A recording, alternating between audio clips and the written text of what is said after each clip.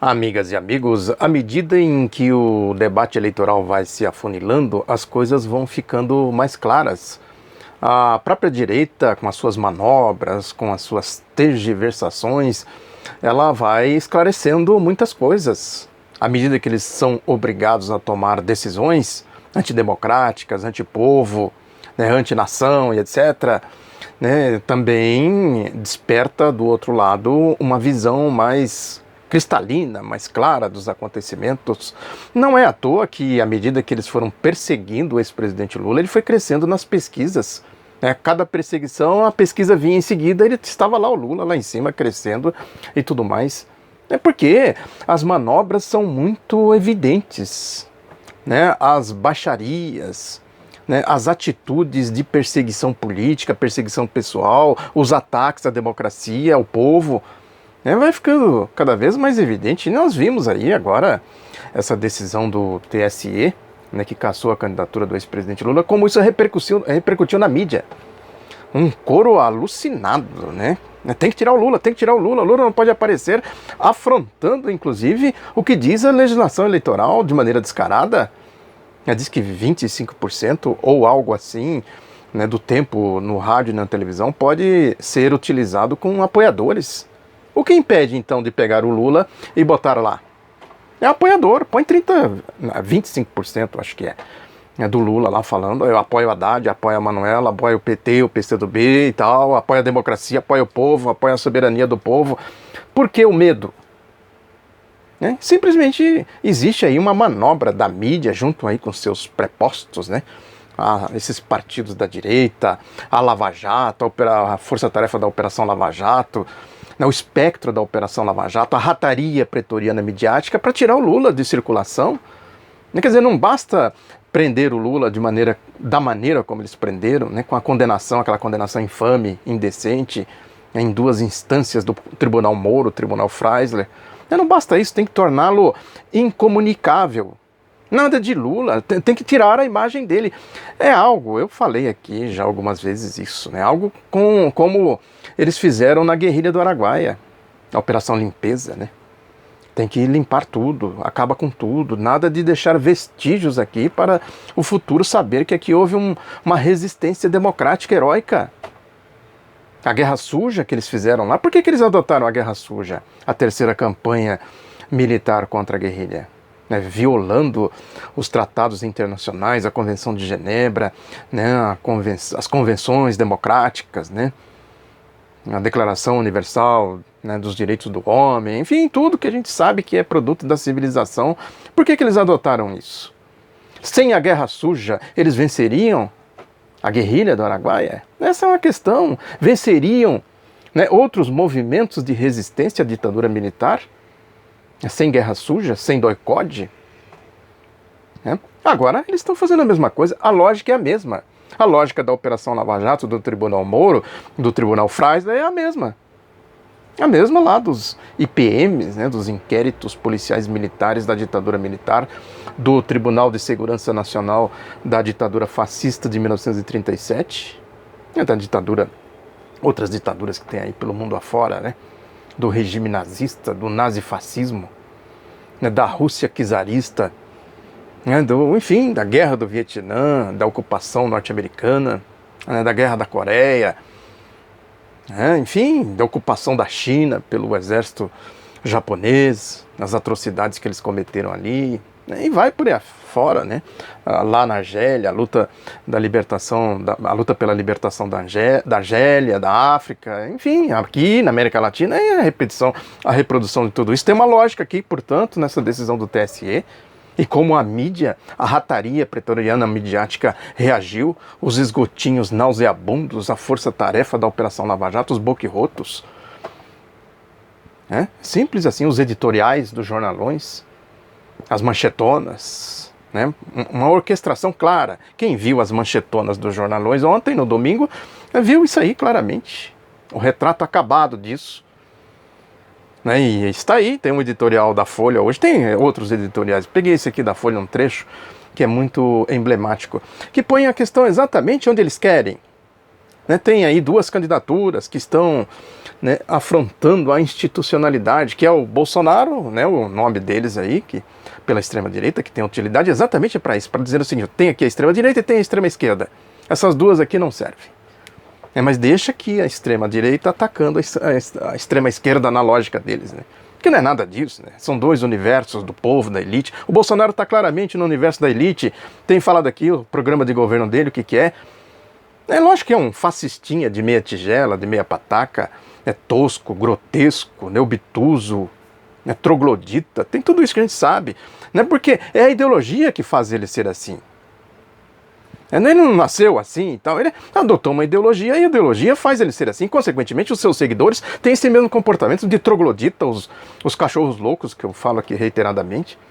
Agora, ele teria condições de montar aqui um regime, um sistema, como o Hitler montou, como o Mussolini montou e outros, como os latrocidas de 64 montaram? Evidentemente que não, a realidade é outra. Né? O neoliberalismo, com toda a sua radicalidade, né, ele é o capitalismo dos nossos dias. Consequentemente, um fascista como Bolsonaro tem que adotar o neoliberalismo como programa de governo.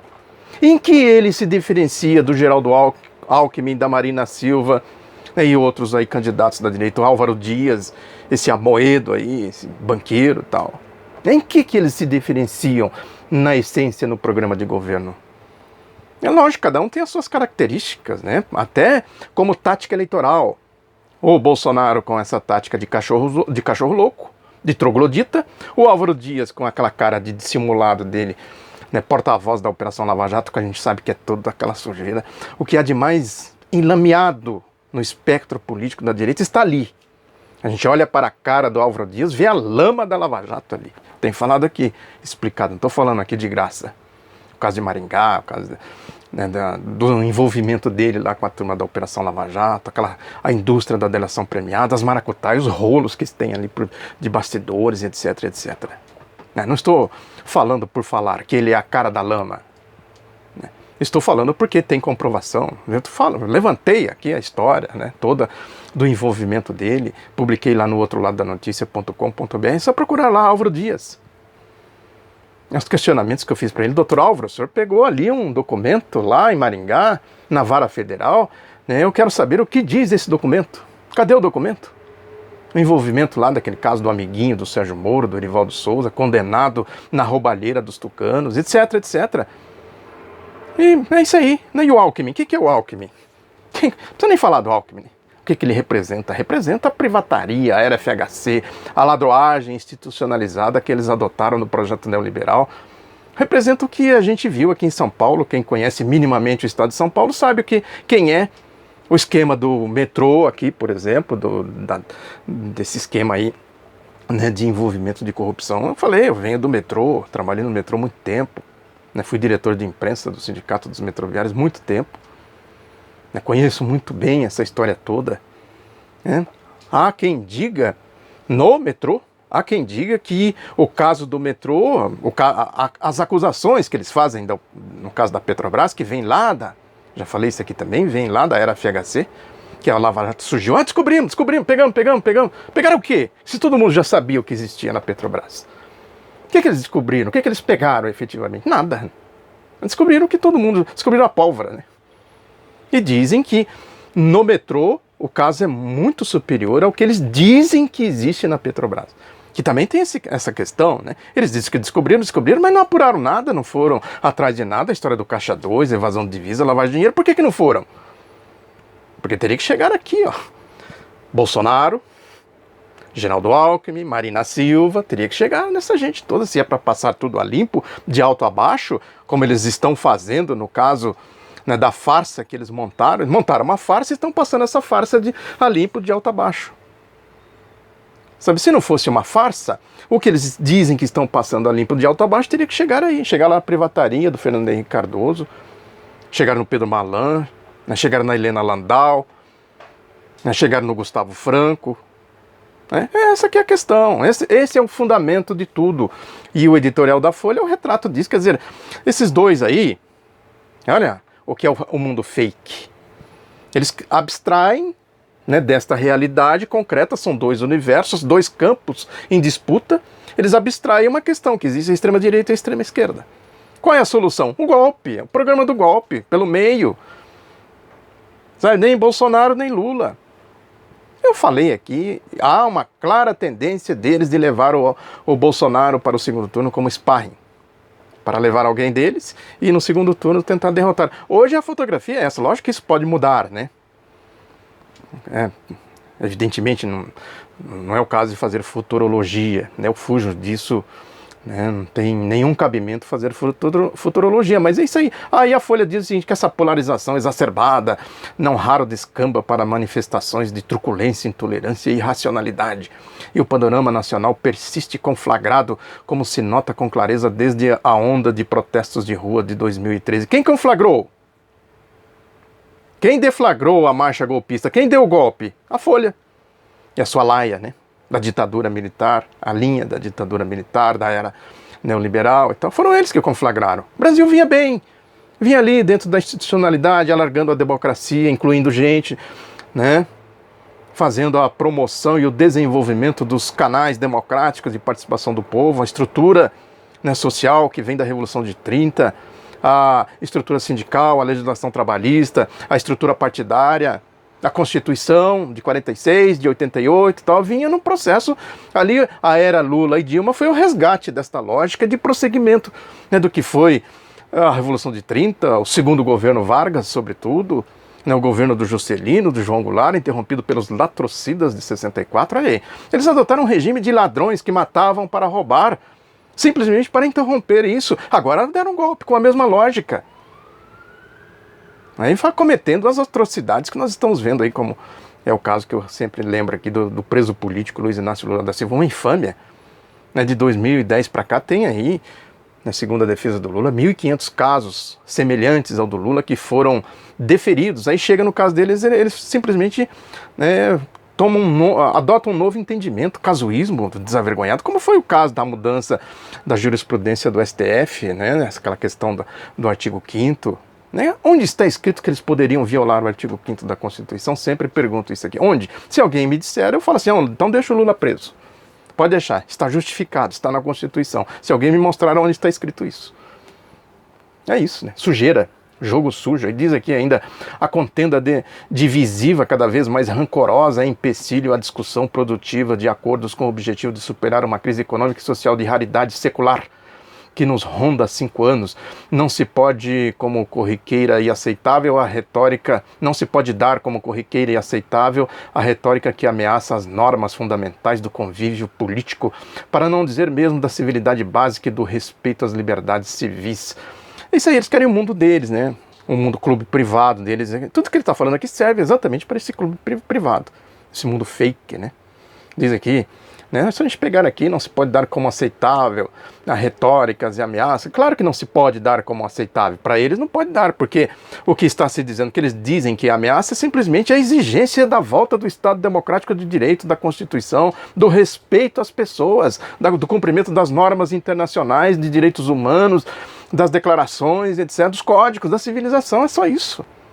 Agora, isso afronta, lógico, o clube privado deles, que é o clube da barbárie, né, da selvageria, do mundo da selvageria, que é exatamente esse termo que o ministro das Relações Exteriores, esse Aloysio Nunes, né, o famoso pau de galinheiro, né, conheço há muito tempo, né, muito tempo. Lá, as contendas do metrô, ele sempre estava envolvido nisso aí, né, truculento, né, boca suja, né, um sujeito absolutamente sem nenhuma qualificação para ocupar qualquer cargo público, né, que ele diz numa entrevista que ele dá no jornal Valor Econômico, ele diz que, na verdade, porque o Lula tem esse reconhecimento internacional, porque é lógico, no exterior todo mundo está vendo a realidade, né? Lá não tem Globo, não tem PUM, não tem Partido Único da Mídia, lá não tem esse bloqueio, não tem a rataria pretoriana midiática trabalhando diuturnamente, consequentemente a visão é outra.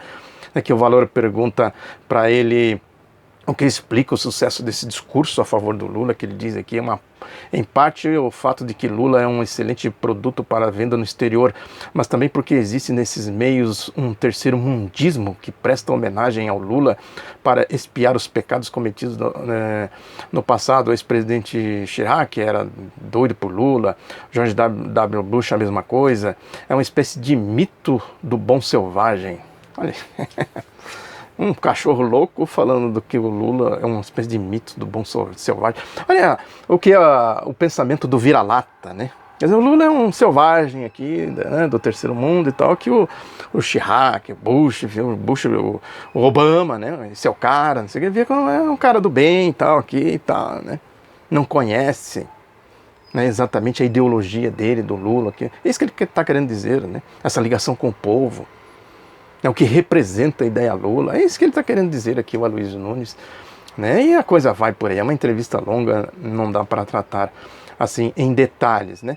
Mas nada melhor do que quem entende do assunto para a gente, né, buscar a referência e o entendimento mais aprofundado da coisa. Uma coluna do Mauro Santayana no seu blog, veterano jornalista, né, com conhecimento profundo, né, do que é o Brasil, dessas relações institucionais, etc. Tal, que é a democracia e afronta a democracia, que ele escreve lá. Não há nada mais falso depois de um assassino que mata crianças dizendo que estava cumprindo ordens, que um juiz que, com a desculpa de se ater ao estrito cumprimento da lei, finge que as consequências de seus atos e decisões não irão ultrapassar os umbrais da sala de tribunal do que toma parte. Está falando aqui do Barroso, Pangaré da Globo, nesse julgamento do TSE. Diz que a justiça brasileira quis dar ao mundo, no último dia de agosto, a impressão de que o que estava em jogo no TSE era o julgamento isolado da elegibilidade ou não do ex-presidente Lula, quando tratou-se apenas de mais um prazo, talvez o definitivo, de um longo processo, de mais um passo, talvez o definitivo, de um longo processo de combate político ao ex-presidente da República e ao seu partido, que começou bem antes, quando se permitiu que fosse montada contra o PT a farsa do mensalão, urdida por pilantras que agora estão sendo investigados por outros crimes, com a inauguração da criminalização da política pela justiça brasileira e o recurso a uma retorcida, dopada e mal importada teoria do domínio de fato. Logo, a justiça brasileira não pecou ontem, no dia agora, essa coluna aqui é do sábado, do domingo, né, dia 2, a decisão foi no sábado, dia 1º. Logo, a justiça brasileira não pecou ontem, continuou a fazê-lo quando Ciega pero non mucho aceitou sem impedimentos que se montasse contra Lula um processo espúrio, extremamente frágil e polêmico, em provas e cheio de ilações forçadas, baseado em casuísmo variados e delações de conveniência, com inegáveis motivações e drásticas consequências políticas. É isso aí, é o que eu falei, as coisas são muito evidentes, muito claras, né? Que esse universo da direita levou a essa conflagração, eles pulam fora, dizendo, ó, tem dois aí, ó, o editorial da Folha, né? Tem dois aí que estão querendo afrontar aí a institucionalidade que eles criaram com o golpe deles, do mundo deles e tal. É que não querem conflagração, não querem que o povo reaja, não querem que o Lula permaneça lá em cima nas pesquisas eleitorais, etc. Tem aí uma pesquisa Ipsos, né, também publicada no jornal Valor Econômico, que é muito ilustrativa a esse respeito, né, que fala aqui do desgaste, que chama de desgaste da Lava Jato, que vem caindo a popularidade da Lava Jato. É isso, a vigarice vai ficando evidente, clara, né? Quando eles abrem a boca, como eu falo isso aqui, ó, desde o começo da Lava Jato. Quando eles abrem a boca, Moro, Deltan Dallagnol, né, Carlos Fernando Santos Lima e outros mais, Robertson, Pozzobon, tanto é que ele parou de falar, né, porque é muito ridículo a fala dele, aqueles delegados boquirrotos lá, né, Igor Romaro de Paula, Márcio Anselmo, aquela turma toda lá bem conhecida, aquela delegada que condenou, esqueci o nome dela agora, condenou lá, prendeu, né, de maneira arbitrária, fascista, nazista, o reitor da Universidade Federal de Santa Catarina, que depois se suicidou e tal. Né? Então, essa gente toda, né? Quando abre a boca, o povo olha, quem tem um mínimo de inteligência, olha pro Sérgio Moro assim, mas esse aí que é o Sérgio Moro? E o Deltan Dallagnol falando dos cachorros da Pensilvânia, né, da maçã podre. Tá? As pessoas ficam olhando, mas gente, é isso aí que é Deltan Dallagnol? É isso aí que é Operação Lava Jato? É isso aí que é gente que fica falando em nome do combate à corrupção, não sei mais o quê, né, cobrando 30 e não sei quantos mil por palestras, vendendo livros, viajando para o exterior e não sei o que, varrendo caixa 2 para debaixo do tapete, acobertando corrupção, incentivando corrupção, negociatas com Álvaro Dias e etc. Aí o povo olha isso e fala, sim, mas o Álvaro Dias falando em nome de combate, quem é do Paraná sabe, olha para o Álvaro Dias falando em combate à corrupção, como é que pode isso? Esse mundo podre falando disso tudo aí. Aí o resultado vem aqui na pesquisa Ipsos, né? Diz que em julho do ano passado, 74% dos brasileiros concordavam com a ideia de que todos os partidos políticos estavam sendo investigados pela Lava Jato. Esse percentual foi caindo nas rodadas seguintes da pesquisa. Em fevereiro desse ano ficou abaixo de 50% pela primeira vez, ficou com 49%. No último levantamento, finalizado na primeira quinzena de agosto, o resultado foi de 46%. A pesquisa mais recente foi feita entre os dias 1º e 11 de agosto, com 1.200 detalhes aqui da pesquisa, a margem de erro, não sei o quê. Com maior ou menor velocidade, outros indicadores apurados pela empresa seguem a mesma tendência. A ideia segundo a qual as investigações devem seguir até o fim, custe o que custar, é compartilhada por 86%. Lógico, né? Ninguém é contra combater a corrupção. Agora isso inclui a Lava Jato, né, que é uma operação de acobertamento e incentivo à corrupção. 86% é a favor, eu achei pouco. Mas se fosse para investigar a corrupção mesmo, de verdade, deveria ser 100%. Né, 10 pontos a menos, porque já perdeu a credibilidade. 86% são a favor de que vá até o fim. Agora, isso caiu 10 pontos, né, do que o apurado no auge da operação. Mesmo que sempre alta, essa convicção sofre abalos maiores quando o entrevistador associa às apurações a possibilidade de custos políticos ou econômicos. É evidente, claro, o povo olha para isso aí é politicagem, está fazendo politicagem, interesses outros, interesses econômicos, a lógica da Operação Lava Jato. Aí a ideia segundo a qual as investigações devem prosseguir até o fim, mesmo que isso traga instabilidade política ao país, foi quase uma unanimidade entre os brasileiros, com a concordância de 95% da população em junho de 2017. A taxa mais recente ainda não pode deixar de ser considerada alta, mas caiu de 95% para 80%, porque não confia na Lava Jato. Confia sim, né? Vocês aí confiam meio desconfiando, mas será isso aí? Sérgio Moro, Deltan Dallagnol, Robertson Pozobon, né, Carlos Fernando Santos Lima, né, Luiz Roberto Barroso, é isso aí que é a Operação Lava Jato? Tô fora, eu não vou me meter com essa gente aí não, eu não dou conversa para essa gente, mais ou menos assim. A taxa mais recente ainda não pode, prossegue aqui dizendo que se a consequência hipotética da manutenção das investigações da Lava Jato até o fim for maior instabilidade econômica, o apoio à operação cai mais um pouco para 76%, que é o que eles fazem. É o epicentro do golpe que causou tudo isso aí que nós estamos vendo, essa desgraceira toda, desemprego, ataques aos direitos trabalhistas, direitos previdenciários, etc, etc, essas coisas todas que nós estamos vendo aí.